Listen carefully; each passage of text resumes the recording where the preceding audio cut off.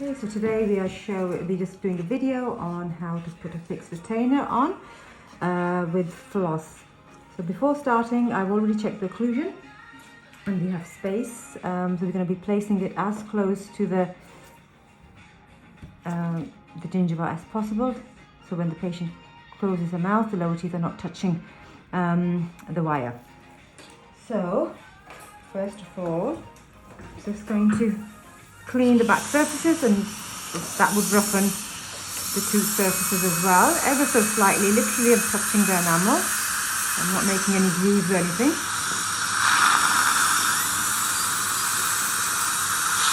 You can also sandblast as well if you wanted to, but I find it's much quicker and much easier.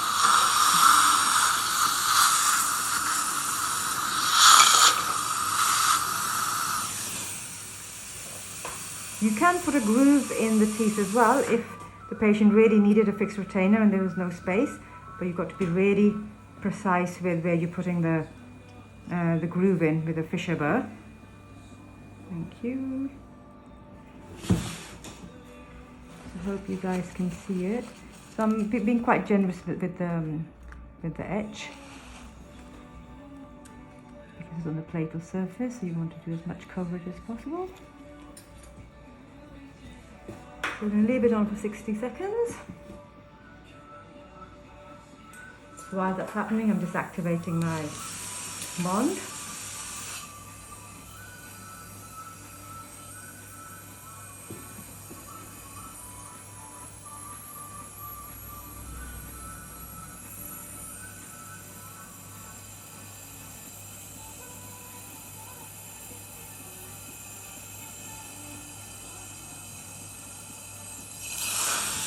Right, let's wash this off now.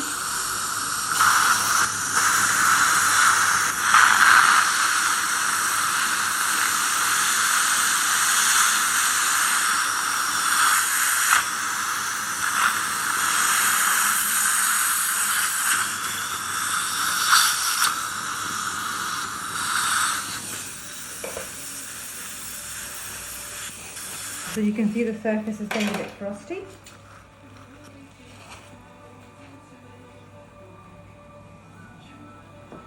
So a generous amount of bond. There's a little bit of bleeding from the gum, so I'm not going to touch it with the brush and then contaminate the surfaces. So just going to stay well away from that. Leave it on for 20 seconds as it says on the tube.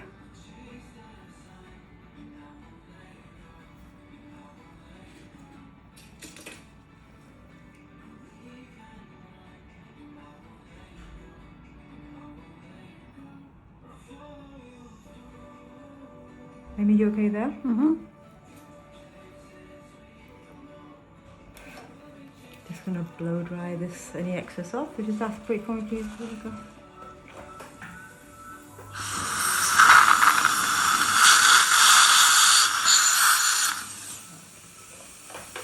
And you can cure it now. So whilst that's getting cured, I'm going to start measuring the wire. So what I'll do is, because it's going from 3 to 3, I'm going to measure it from here right up to the mesial of the 3. The reason I'm not doing it like this is because the platal of the teeth are shorter than the buccal, so you'll end up with a big piece dangling and you've got to cut it off afterwards, which can be a bit of a nuisance. So you might as well try to measure it as best as you possibly can.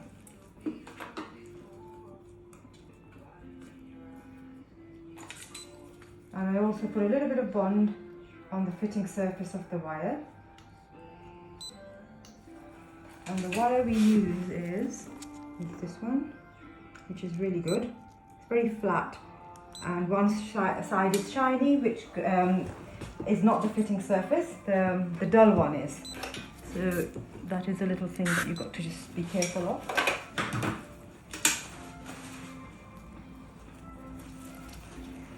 So let's pop this floss in there now. Now we put some bond in, what's happening is it's not going through and through, so I'm just going to use a serrated strip to make sure that there's no extra bond in there. And we've got some more pieces. So you can use 5 pieces, but I'm happy with just using 3 for now. And if needed, I can put some more in, but should be okay.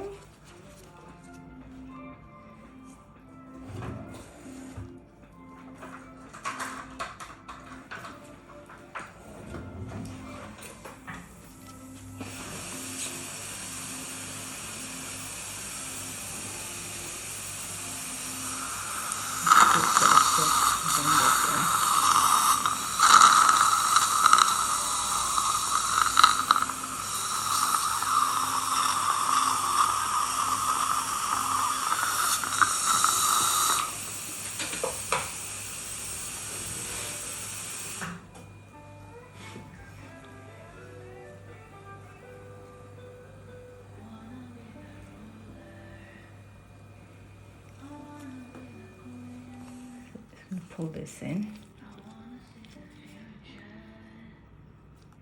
The reason I use this super floss is because the wax floss can be really difficult to pass through, and then it also curls up on you as well sometimes, which is another problem.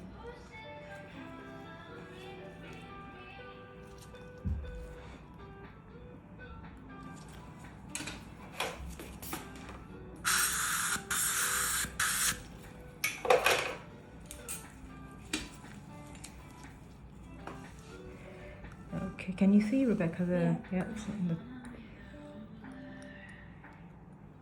So if you just notice, I'm trying to get it as close to the dental papilla as possible, but not on the papilla because it's going to be difficult for the patient to clean. Normally it's the cingulum area if the bite is really clear. Yeah. Are you able to hold it, Rebecca? Will you be here? So you just take it out for a second. I'm just going to do a quick collusion check. Amy, can you bite together with me, please, darling? Are you biting on the wire anywhere? No, perfect. You can open now.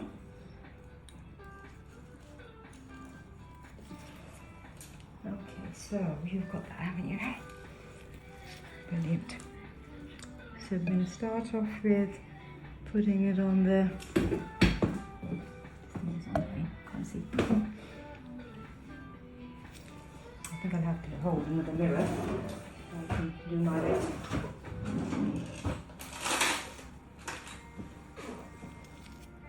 That's going to be in the way.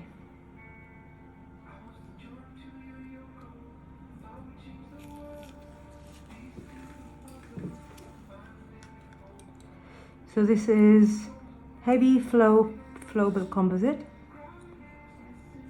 You can use the regular composite as well, whatever you prefer.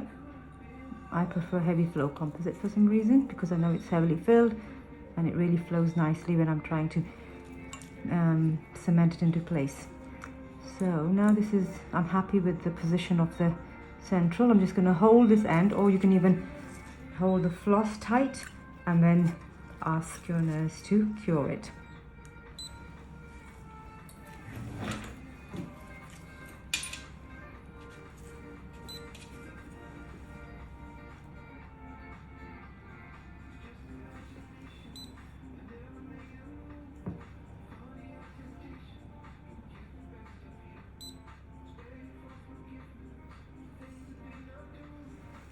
So I think that should be okay because it's going to get some more, it's going to get another zap in a second.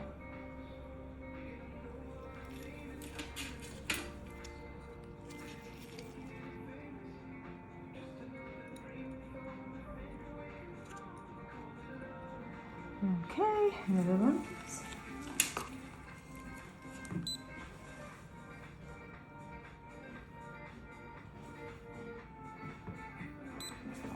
So we can just afterwards give it another cure. Just for this video purpose, it keep it short.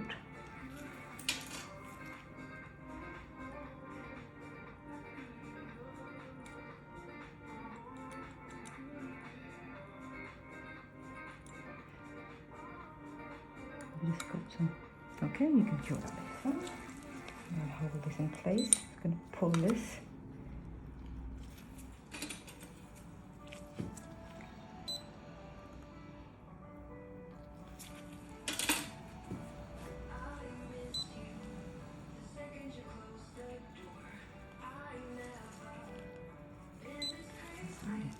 I'm going to give it another final cure at the end.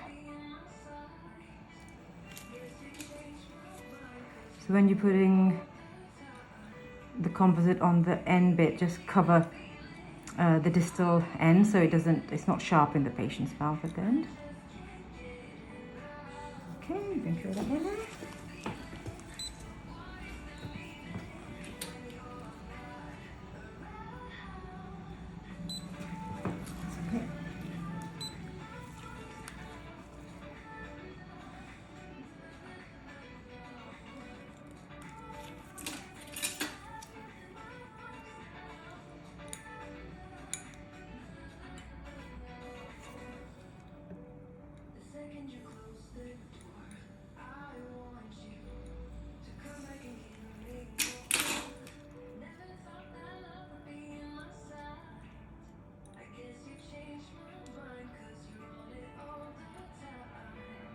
You can cure that bit. So you can always put another floss there as well. So you can have 5 pieces of floss or 3, whatever works for you. When I'm doing the lingual when I'm doing the lower, I just use 1 piece of floss on the central teeth, and it works really well for me. But as you're starting off, you can put again 5 or 3, whatever works. And as you gain experience, you can just use the 1. It's just quicker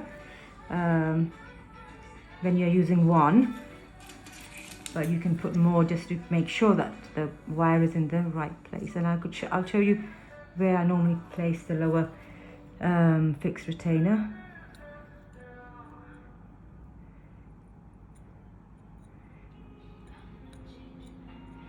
Okay, I'm just going to wipe off any excess so I don't have to do too much tidying up with the burr afterwards. Okay.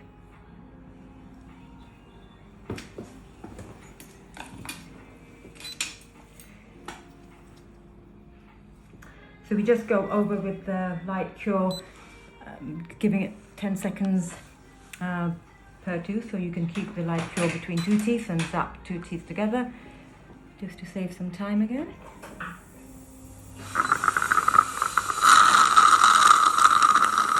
And whilst my nurse is doing that, I'm removing the floss very gently, making sure that you don't pull the fixed retainer with it. And with your light cure, you can go as close to the teeth as you possibly can, so you get the best intensity of the light.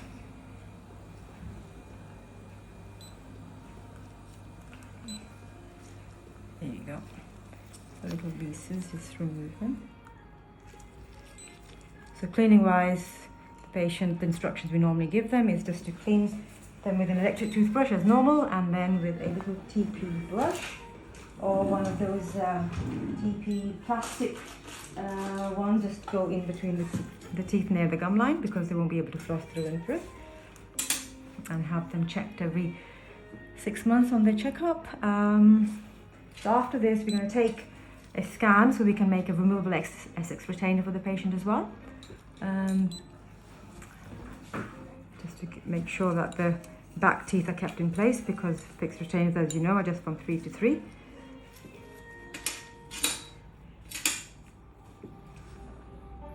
So you can see that's nice and neat, but I'm still going to ask the patient to run her tongue over it in a minute so she can see if there's feel if there are any sharp bits, and then we can remove them. So I'll show you where I place the lower retainer. Rebecca, can you just adjust the angle a bit? Yeah. So you can see what we've done here is, it's just a little bit above the papilla, giving enough space for the interdental brush to pass through. And we used exactly the same techniques. Lower ones are always easier because there's no opposing teeth to take into consideration. But with the upper one, I always check the occlusion first and then try to put the wire in the correct place. Okay, so just going to take this cotton rod out, and that's as simple as that.